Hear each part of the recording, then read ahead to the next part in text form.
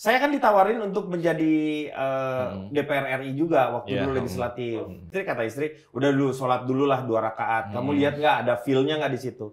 Istri saya juga sholat, saya juga sholat. Ternyata begitu ini nggak dapat tuh. Terus begitu saya mencalonkan sini, si istri saya agak berbeda. Karena dia pikir gini, kamu kalau jadi eksekutif berarti kamu jadi eksekutor. Gagasan-gagasan kamu bisa lakukan langsung gitu. Jadi nggak mengambil keputusan langsung. Betul. Cuman satu hal kata dia, jangan pernah kamu memberi makan saya dari uang-uang haram.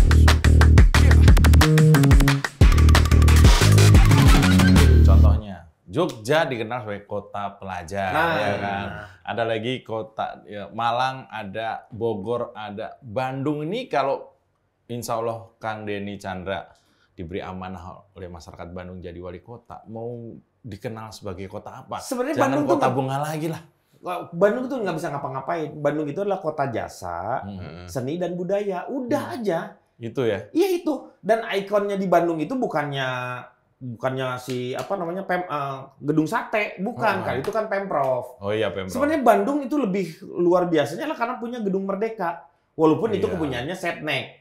Dari gedung Merdeka itu sejarahnya luar biasa yang bisa diangkat sebagai pride-nya untuk orang-orang Bandung. Asia Afrika. Bandung itu adalah ibu kota Asia Afrika. Iya. Dan Bandung itu nggak pernah jadi ibu kota Jawa Barat. Oh iya? Karena kan kita udah nggak di Barat nih sekarang. Yang di Barat kan Banten. Yang di Barat kan Banten sekarang. Karena dari lagunya juga, halo Bandung, ibu kota Jawa Barat. Bukan. Ibu kota Periangan. Gini kalau komedian jadi pejabat ya. Kepala kita muter. Kang, ini gue penasaran nih. Lo kan tadi kan dari A sampai Z kan udah nerain ke gua sama Mas Jo kan. Tapi kan tetap aja kenyataan itu butuh 10 kursi. Iya kan? Iya betul. Nah, proyeksi lo itu ke depan gimana? Misalnya lo mau masuk partai apa? Nah, terus pasti kan nanti mau nggak mau nih, terlepas dari PKS nih, lo kan harus koalisi nih. Oh nanti koalisi. Harus cara. Nah, ini caranya gimana coba? Terain ke gua sama Mas Jo. Ya sekarang gini, aku kan naikin dulu elektabilitas aku. Sekarang ini yang masih elektabilitas ini ada Farhan, ada 10,5. ada Umi yang kayak begitu, yang ini di bawahnya tuh saya. Tapi aku tidak pernah punya investasi sebelumnya. Farhan tuh 5 tahun yang lalu dia udah gadang-gadang seperti itu. Seharusnya Farhan naik lah. Paling tidak sama dengan Atalia. Atalia walaupun tidak akan mencalonkan diri seperti itu karena Ridwan Kamil kemungkinan akan ke Jawa Barat. Yaitu makanya dia tidak mencalonkan diri sehingga Farhan di atas. Tetapi secara posisi seharusnya Farhan di atas. Menurut saya Farhan itu stagnan. Apanya nih? Dalam popularitas waktu dekat, atau elektabilitasnya? Elektabilitasnya juga 10,5. Popularitasnya dia itu kurang 15% lagi dia mentok. Dia udah stagnan dia. Dia stagnan sebenarnya. Harusnya tuh Farhan tuh karena bukan apa-apa, bukan ngejelekin ini. Karena enggak. Kalau mengenai Bandung, yang tahu Bandung dibanding saya dengan Farhan, menurut saya jelas lebih tahu tentang Farhan daripada Bandung. Gimana ya? Jadi saya tuh ulangin deh Kang, sebentar. Bentar. Karena kita ngomongin Bandung ya. Bandung. Kalau ngomongin Bandung antara Kang Farhan dengan Kang Denny Chandra, yang tahu Bandung itu adalah yang lebih tahu Bandung itu orang lain, tapi yang lebih tahu Farhan saya. Saya tahu si Farhan seperti apa. Ini kan kita ngomongin soal calon wali kota Bandung. Bukan hubungan suami istri antara Farhan dan bukan. Ngapain? Gitu. Karena kalau itu dekat banget kan. Si Onal juga ikutan. Justru karena semuanya bersahabat itu kita jadi nyaman melihat pilkadanya, kita jadi nyaman. Saya tahu lah. Riang gembira lah. Si Farhan juga punya visi juga untuk membangun Bandung. Misalnya seperti itu. Onal juga sama gitu. Saya kebayang kalau satu panggung berkampanye mereka bertiga misalnya gitu kan pasti maling sungkan-sungkan. Udahlah, pilih beliau saja jangan saya. Kalau saya pasti akan mengungkit kejelekan-kejelekan. Karena saya tahu dia seperti apa. Iya, karena bersahabat itu tadi. Supaya masyarakat jangan sampai salah memilih. Itu kayak yang itu dong. Apa sih? Itu yang gondrong itu, kan, yang jangan itu, yang antar jemput. Itu kan. Marcel. Kalau Marcel itu kamera gua aja sampai ketawa. Yang antar jemput lontong itu. Itu kan di mana di Tangerang Selatan. Ya kalau lihat ini ya, kita lihat di berita ya. Kang Denny ini lumayan dapat apresiasi dari masyarakat ya. Menurut Kang Denny ini apa nilai plus Kang Denny dibanding kandidat yang lain terhadap Bandung? Salah satunya adalah karena saya tahu tentang Bandung sendiri, mengerti tentang Bandung. Saya tidak akan berbicara. Saya punya romantisme dengan masa lalu di Bandung, tetapi tidak akan menatap itu menjadi dia hanya sebuah spion aja. Tetapi yang saya mau majukan adalah yang ke depan seperti apa. Tetapi ada kebaikan-kebaikan dulu yang seharusnya bisa saya kembalikan lagi seperti hal tersebut. Karena apa? Karena itu sangat mudah dengan titik-titik kumpul yang ada sekarang. Seniman-seniman dulu tuh Bandung tuh luar biasa. Titik kumpulnya banyak gitu. Karena dulu tuh Bandung itu melahirkan yang namanya bukan hanya dalam pendidikan saja. Karena setelah Jogja, pendidikan itu di Bandung. Tapi kalau musik luar biasa. Tahun 90-an itu musik itu lahir dari Bandung luar biasa sekali. Karena apa? Karena untuk mengaktualisasikan dirinya tuh ada tempat-tempatnya. Karena di kafe, di sini kafe ini ada anak yang tadinya orang main band berempat gitu, tadinya nggak enak gitu ya. Terus begitu sebulan kemudian saya lihat, udah mulai enak. Upgrade. Dua bulan kemudian saya lihat udah bubar. Nggak kompak, pengen sendiri-sendiri, pengen maju sendiri-sendiri. Kita tahu ya legend-legend sana ya, yang sering di kafe dulu Mad Beatles, ingat nggak? Iya, tahu dong. Lagu-lagunya Beatles karena itu. Sekarang jadi dia jadi juara di mana di Eropa itu. Jadi grup yang paling mirip dengan Beatles itu bukan dari Eropa, justru dari Bandung. Dari Bandung. Ya itu salah satunya yang kalau di sini ada Jiplak. Iya Jiplak itu. Iya Jiplak. Kan dulu awalnya juga bagian dari Beatles itu. Ini keluarga aman ya Kang? Mendukung semua ya? Gini sebenarnya. Nyonya? Nah ini ada satu hal sebenarnya ketika saya kan ditawarin untuk menjadi DPR RI juga waktu dulu legislatif. Saya kan setelah saya sama istri itu kan ketika ditawarin itu kan mencoba untuk dulu bener nggak sih ini gitu. Sampai si istri saya nanya ke istri, kata istri udah dulu sholat dulu lah 2 rakaat. Kamu lihat nggak ada feel-nya nggak di situ. Istri saya juga sholat, saya juga sholat. Ternyata begitu ini nggak dapat tuh. Nggak dapat. Iyalah, aku juga ngelihatnya kamu ngomong-ngomong doang pasti kalau kalau DPR RI ya misalnya kayak gitu kan. Karena akan banyak Terus begitu saya mencalonkan sini, si istri saya agak berbeda. Karena dia pikir gini, kamu kalau jadi eksekutif berarti kamu jadi eksekutor. Gagasan-gagasan kamu bisa lakukan langsung gitu. Jadi nggak mengambil keputusan langsung. Betul. Cuman satu hal kata dia, jangan pernah kamu memberi makan saya dari uang haram. Subhanallah. Walaupun saya nggak tahu dan anak-anak juga nggak tahu, kata dia, itu pasti akan berdampak kepada kamu. Keluarga. Jadi kalau kamu sayang, selamatkan saya seperti itu. Jangan-jangan bapak yang itu nggak ada doa dari istrinya begitu ya? Makanya anaknya kebelangsang. Ya begitu tuh, situ tuh belakang rumah. Kira-kira begitu. Tapi luar biasa ini ya. Jadi, maksudnya nuansa itu. Anak ada berapa kan? Saya anak 3, yang pertama itu dia udah lulus di Unpad, S1-nya, S2-nya dia ITB. Yang keduanya sekarang di UI dia semester 5. Semester 5. Sekarang lagi ngambil ini deh, dia ngambil semester pendek nih sekarang. Jadi dia tetap kuliah gitu, karena pengen. Kata si kakaknya, kamu jangan terlalu cepet-cepet lah, nikmatin dong. Nah si kecil, si bungsu baru berangkat ke sana ke Jogja karena dia diterima di UGM. Luar biasa ya. Yang luar biasa bukan saya. Siapa? Tetap istri saya. Karena dialah yang mencetak seperti itu, mencetak si anak-anaknya. Istri saya sekolahnya cuma 1 tahun. Tapi dia bisa menciptakan anak-anak yang luar biasa. Saya lihat bahwa kamu itu yang seperti gini tuh kamu yang profesor sebenarnya. Jadi kalau nyonya aja sudah oke, anak-anak juga pastinya mendukung. Ini tinggal partai ini oke dan mendukung atau tidak kan ada yang gitu kan. Harapan kita maju ya. Saya balikin lagi lah. Kalau misalnya ini hanya untuk masih ada waktu ya sampai kira-kira Agustus tanggal berapa? Agustus mungkin. Target yang pendek itu partai mana? Yang dituju sama Kang Denny? Saya tuh pengennya sama PDIP sebenarnya. Terus? Karena ngerasa keterdekatan dengan PDIP dan ya salah satunya pengen ngebangun juga lah. Oke, kalau misalnya nih kita nih suatu saat Kang Denny dipanggil sama Partai Banteng. Itu kan kursinya belum cukup. Iya kan? Nah, harus koalisi nih. Koalisinya kan itu biasanya partai ke partai itu. Iya, justru kandidat itu. mah ikut aja. Kalau misalnya ini sih saya ngikutin aja kalau udah misalnya seperti terserah itu. Ya itu ya. Tapi alangkah baiknya kalau misalnya di Bandung bisa merah putih. Oh. Jadi PKS maksudnya. Nah, yang paling penting gini nih. saya kalau misalnya idealnya tuh kalau misalnya saya PKS sama PDIP gitu ya, saya narik yang namanya PDIP yang dari kiri ke tengah, saya narik PKS yang terlalu kanan ke tengah gitu. Kalau misalnya dua partai ini pasti punya satu keinginan yang sama, yaitu mensejahterakan masyarakatnya. Nggak mungkin terjadi yang bentrokan kecilnya adalah dari masalah cara saja. Itu yang saya lihat seperti itu. Kalau ada syarat dari PKS karena dia itu partai juara 11 kursi nih, Kang Denny, saya punya internal kader, Kang Denny mau nggak jadi nomor 2? Itu gimana? Iya tergantung. Nanti kan diuji terlebih dahulu, jangan terlalu banyak. Kalau saya ngelihat partai yang punya kaderisasi yang kuat dan militansi yang kuat, ya itu cuma 2 itu.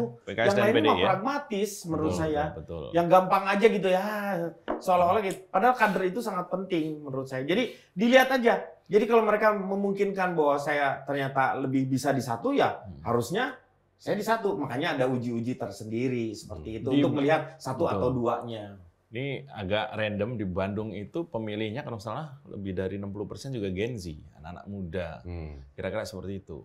Apa kira-kira kalau boleh di-share kampanye model seperti apa yang kira-kira bisa menarik Gen Z ini?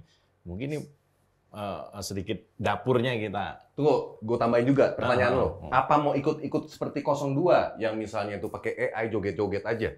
Nggak ada program sama sekali? Atau gimana? Dari seorang seniman yang akan kampanye di depan anak-anak yang seusia anaknya. Kira-kira apa?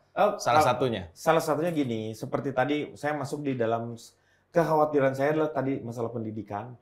Saya mencari supaya anak-anak tidak terlalu bergantung kepada yang namanya gadget atau handphone. Ya, itu penyakit kita. Jadi mulai di anak-anak SMP itu dengan anak-anak SMA, yang saya inginkan adalah mereka banyak kegiatan-kegiatan yang memberikan yang namanya motorik kasar dan motorik halusnya itu bergerak terus. Jadi di Bandung itu dulu pernah ada softballnya, liganya juga jalan gitu. Terus juga basketnya juga jalan. Terus saya tuh pengen ada untuk memulai bahwa kamu dengan yang lainnya tuh lebih bisa menghargai satu dengan yang lain, lomba debatnya tuh diperbanyak gitu. Supaya mereka tetapi tentang satu masalah. Jadi di luar itu dia harus seperti mempertahankan, dia harus menyerang. Belajar sportif ya? Ya, jadi kelihatan bahwa kamu bisa menghargai pendapat orang lain, itu dimulai dari situ. Iya. Itu yang kalau misalnya kita tidak dapat hal seperti itu, mereka padahal politiknya itu akan penting adalah salah satunya adalah menghargai pendapat orang lain. Iya. Itu kemudian jadi kegiatannya lah saya banyakin untuk anak-anak Gen Z itu. Dan sekarang ini saya ngedukung si teman-teman yang banyak nih, sekarang ada festival-festival, misalnya ada festival untuk makanan, ada keken, terus juga anak-anak keken tuh festival makanan dia kuliner ya, kayak kuliner gitu. Terus juga ada barbecue ride. Jadi mereka anak-anak motor apapun juga motor gede-gede ini mereka kumpul terus bakar-bakaran seperti itu. Cuman tinggal isi dengan hal-hal yang positifnya adalah tentang apa yang mau dibicarakan mereka. Nah, ini nyambung dari tadi nih yang Kang Denny omongin. Di salah satu calon itu kan bilang ada sepak bola di dalam politik. Begitu juga ada politik dalam sepak bola. Nah, bobotoh ini kan banyak banget kan? Iya.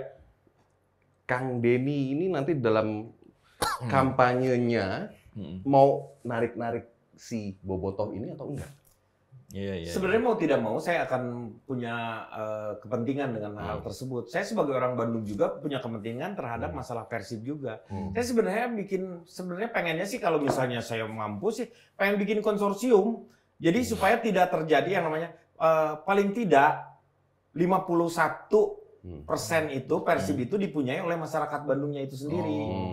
Itu karena jangan sahamnya ya soalnya gitu ya. Karena sekarang kalau misalnya Persib udah dibeli yang seperti ini, mungkin saja suatu saat Persib itu akan bermain di Kalimantan, di Sumatera sesuai karena hanya namanya Persibnya udah dibeli oleh mereka. Tapi pemainnya bukan. Iya, nah itu yang ditakutkan dan yang terjadi juga udah mulai banyak sekarang. Betul. Ada PSIS lawan Persib mainnya di mana gitu karena kandang-kandangnya udah berbeda-beda. Nah itu saya harapkan Persib itu adalah Persib itu adalah kepunyaannya masyarakat Bandung. Yang kebanggaannya juga itu. Kebanggaannya Bandung. Betul. Karena ada 2 komunitas besar di Indonesia ini yang diakui keberadaannya militansinya juga diakui. Yang pertama itu komunitas bola, yang kedua itu komunitas kendaraan roda 2 atau anak-anak motor. Di Bandung itu juga kita tahu ya, ada komunitas motor yang luar biasa. Sahabatnya Kang Denny sendiri juga jadi ketuanya kalau salah, Kang Budi Dalton. Itu juga mereka itu ada nggak suaranya sekarang ini terhadap kehadiran Kang Denny? Justru saya muncul gara-gara sama Budi Dalton. Justru sama dia itu tiba-tiba dia mau, ayo Kang, karena saya dengan Budi Dalton itu punya ada mau tidak mau punya kesamaan pengen memajukan Bandung dari segi budaya itu sendiri. Jadi Kang Budi Dalton pun posisinya saat ini sangat kalau merekomendasikan. Karena saya dekat dia ngedorong juga untuk saya menjadi wali kota. Luar biasa. Karena dia punya harapan juga besar untuk bahwa seniman-seniman tradisional ini tradisi yang ada di Bandungnya itu sendiri juga maju, bukan hanya untuk dipakai hanya untuk formalitas. Kalau ada acara doang. Betul, gitu kayak main angklung aja kalau ada tamu dari luar baru main, setelah itu nunggu. Makanya saya masukin mulok itu, muatan lokal di sekolah-sekolah SD itu. Jadi olahraganya sendiri yang tadinya senam ini nih, saya masukin lagi pencak silat seperti itu yang kayak gitu. Karena itu juga ada nilai kesehatannya. Jadi ada local pride-nya. Ya, itu harus diangkat seperti begitu. Tapi luar biasa ya. Iya. Kira-kira kalau kandidat seniman kualitasnya kayak Kang Denny gini ya, saya pikir nggak ada lagi ya penolakan publik. Kayak di sebelah ya, di Tangsel gitu kan. Tapi makanya itu tadi sebenarnya, saya mendapatnya ketika membaca para netizen gitu, alah pelawak bisa apa sih lo gitu. Itu salah satu yang membuat tantangan untuk saya membuktikan untuk itu bahwa saya bukan karena latar belakang saya juga di politik, karena saya sekolah di politik juga, sospol, FISIP gitu ya. FISIP. Itu ada pengetahuan politik. Jadi selama ini saya ngikutin sebenarnya masalah politik, dan tahu sebenarnya mana politik yang sebenarnya politik itu kan selalu dianggap oleh mereka adalah politik itu sepertinya jahat. Politik itu benar, itu adalah sebenarnya pelajaran untuk kita mencapai sebuah kekuasaan. Orang-orangnya lah yang sebenarnya kotor yang mengisi politik-politik tersebut. Jadi politiknya mah bersih, tergantung orang-orang yang mau dipakai seperti apa. Tapi ada yang bilang begini, politik itu sama dengan tergantung sama isi tas. Itu menurut Kang Denny gimana? Pragmatis maksudnya. Nah itu kan karena ya dari awal juga sebenarnya politiknya akhirnya jadi mahal. Kayak sekarang nih kan? Ya karena politik ketika saya masuk ke dalam politik sekarang itu begitu. Kamu udah popularitas dapat, elektabilitasnya juga dapat, isi tas tuh seperti apa? Itu ternyata perlu. Cuman bukan untuk yang namanya memberikan ke mereka ya seperti bansos yang seperti itu. Karena kalau di Bandung mah kalau bansos nggak terlalu disukai, yang suka bandrek. Bantuan derek. Oke, ini terakhir Kang, ini terakhir. Tapi saya pikir ini saya harus tanyakan. Jadi gini Kang, di Bandung itu ada politisi, ada bapak bangsa yang sudah menjadi publik sudah tahu di sanalah Bung Karno, kuliah, bahkan kemudian di penjara juga, mengarungi hidup yang cukup berat di Bandung. Tapi kok menurut saya cerita-cerita tentang Bung Karno, sejarah Bung Karno ini kok di Bandung kurang tergali menurut saya. Apakah ada di planning Kang Denny? Ini tuh yang kalau misalnya kepilih jadi wali kota.